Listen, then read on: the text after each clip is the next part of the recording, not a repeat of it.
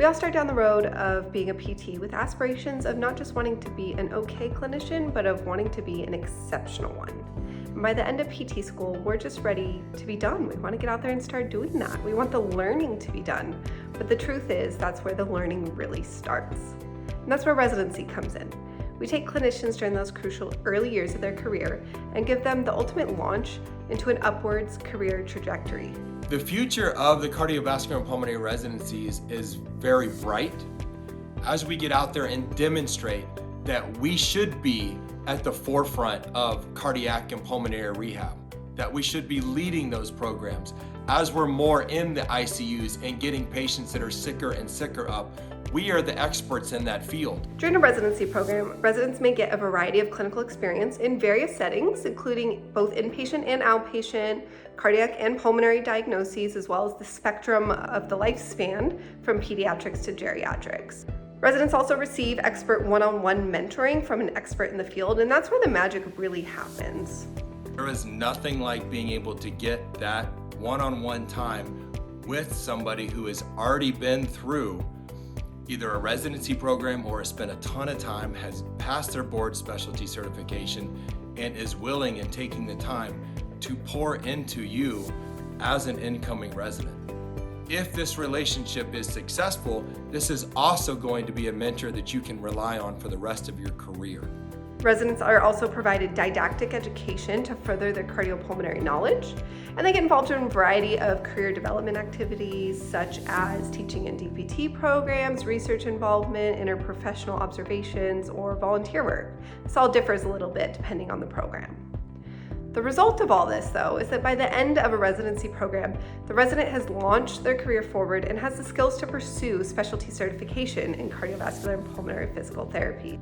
There are so many great opportunities and experiences that you will get in a residency that you just may not be able to get anywhere else. Our residents challenge us every single day.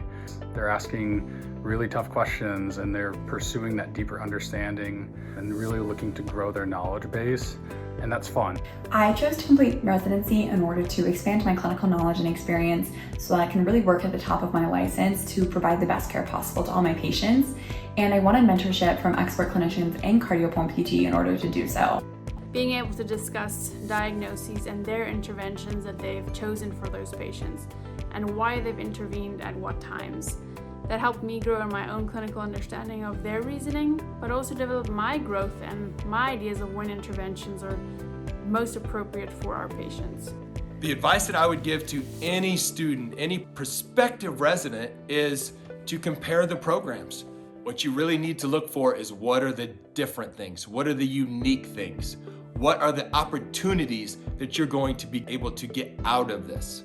Cardiopulmonary physical therapy is a relatively small specialty area compared to some of the others, but we still have over a dozen accredited residency programs spread out across the country.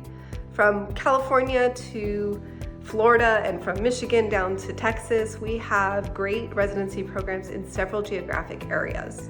The full list of residency programs can be found on the residency section of our Academy website or on abptrfe.org. The application process for residency was almost identical to that of PT school.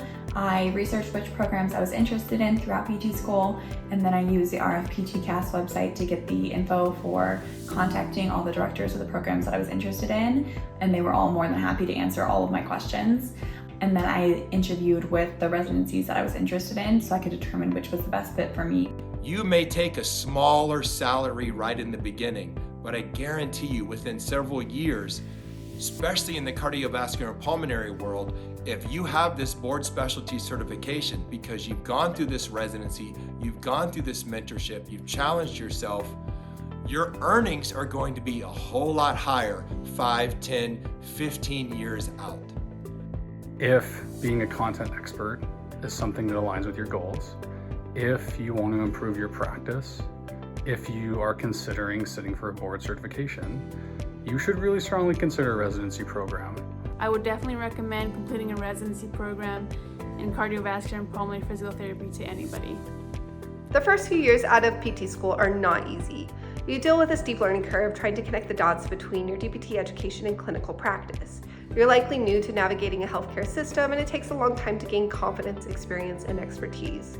Doing a residency is like fast forwarding through all of that discomfort and landing several years ahead in your career. If you've been considering working with people with cardiovascular or pulmonary dysfunction as a career path, I really have to say there's no better way to get a jump start on doing that than doing a cardiovascular and pulmonary PT residency. Head to our website to learn more.